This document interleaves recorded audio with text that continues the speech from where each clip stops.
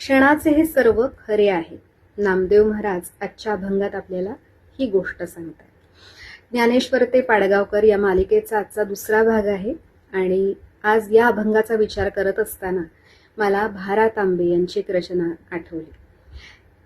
अशा जगास्तव काय कुढावे, मोही कुणाच्या का गुंतावे, हरिदूता का विन्मुख भावे, हरिदूता का विन्मुख भावे, का चिरवू नये शांतीत काय मी जाता, राहील कार्य काय जन पळभर म्हणतील हाय हाय. बघा, पळभर आपण गेल्यानंतर सुद्धा लोक पळभरच आपल्याबद्दल दुःख व्यक्त करणार आहेत. असं हे आयुष्य आहे, क्षणभंगूर आहे. मग त्या आयुष्यातल्या छोट्या छोट्या गोष्टींचा आपण एवढा बाऊ का बरं करतो? म्हणजे जरा काही मनाविरुद्ध झालं की सगळं संपलं, आभाळ कोसळलं, होत्याचं नव्हतं झालं, आता काही कशात अर्थच उरला नाही, इतकं म्हणण्यासारखं काय आहे? म्हणजे आयुष्याला गंभीरपणे घ्यावं स्वधर्माच्या बाबतीमध्ये, कर्तव्य पालनाच्या बाबतीमध्ये. पण जिथे जिथे स्वार्थाचा भाग येतो किंवा फक्त मीपणा, अहंकार जिथे कुरवाळला जातो, तिथे स्वतःला तपासून बघायची गरज आहे. हे आपल्याला नामदेव महाराजांच्या या अभंगावरून लक्षात येतं. काय म्हणतायत नामदेव महाराज की जळी बुडबुडे देखता देखता, क्षण न लागता दिसेता ती. क्षणही लागत नाही, ते दिसेनासे होतात. बुडबुडा जसा असतो पाण्यावरचा, तसं हे अक्षरशः आयुष्य आहे. तैसा हा संसार पाहता पाहता, अंतकाळी हाता काय नाही. जाताना रिकाम्या हातानच जायचं, हे आपण अनेकदा म्हणत आलेलो आहे.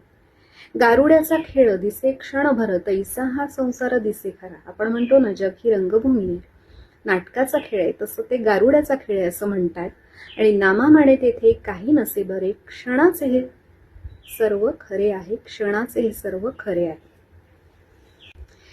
म्हणजे स्वधर्माच्या बाबतीत आपण तेवढे गंभीर असतोच असं नाही, पण त्याच्या फळाच्या बाबतीत मात्र तळमळत असतो, आपला जीव कळवळत असतो. थोडा अन्याय होईल अशी चाहूल लागली तरी आपण अस्वस्थ होतो.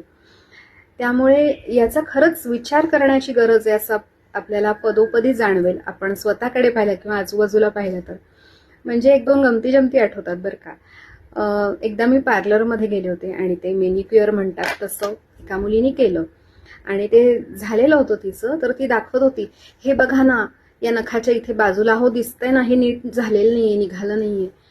म्हणलं, इतकं आपण स्वतःच्या नखाच्या कोपऱ्याला सुद्धा इतकं झूम करून बघत असतो ना, खरंच हे जगाला याने काय फरक पडणार आहे?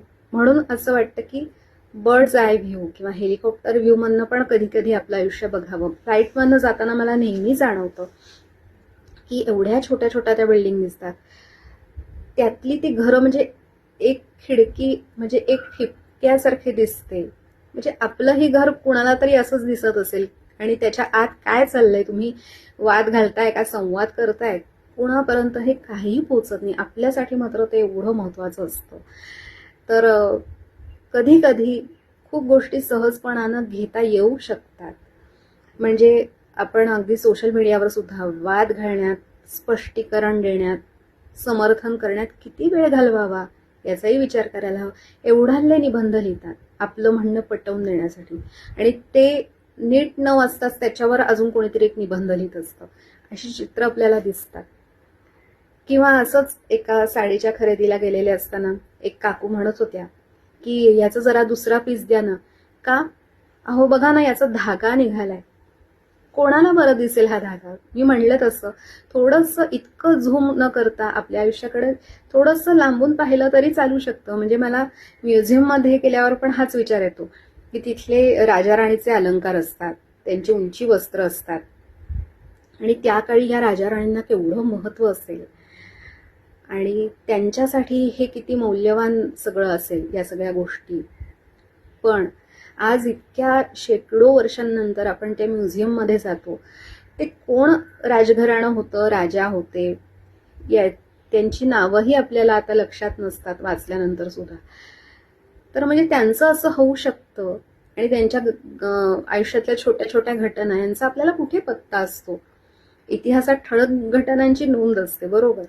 तर मग त्यांची जर अशी गत आहे तर आपल्यासारख्यांच्या आयुष्याचं त्यामुळे आपलाच ताण कमी करण्यासाठी हे सांगितलेलं आहे की आपलाच ताण, आपलंच दुःख हलकं व्हावं, यासाठीच हे सांगितलेलं आहे की हे सगळं क्षणभंगूर आहे, त्याची ओझी उगाच वाहू नका, हे सांगणं आहे.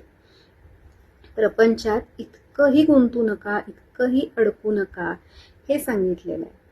म्हणजे एक माणूस, एक छोटी गोष्ट आहे बरं का, एक माणूस त्याच्या गुरुदेवांकडे गेला आणि म्हणाला, गुरुदेव आता जरा मला अध्यात्म मार्गाला लागायचं आहे, पण मी प्रपंचात अडकलोय, प्रपंचाने मला धरून ठेवलंय. मग गुरुदेव म्हणतात, उद्या सकाळी 10 वाजता मंदिरापाशी आपण भेटूया. तर हा 10च्या आधीच जाऊन थांबतो, कारण गुरुदेव वेळ पाळणार. पण 10 वाजले तरी गुरुदेवांचा पत्ता नाही.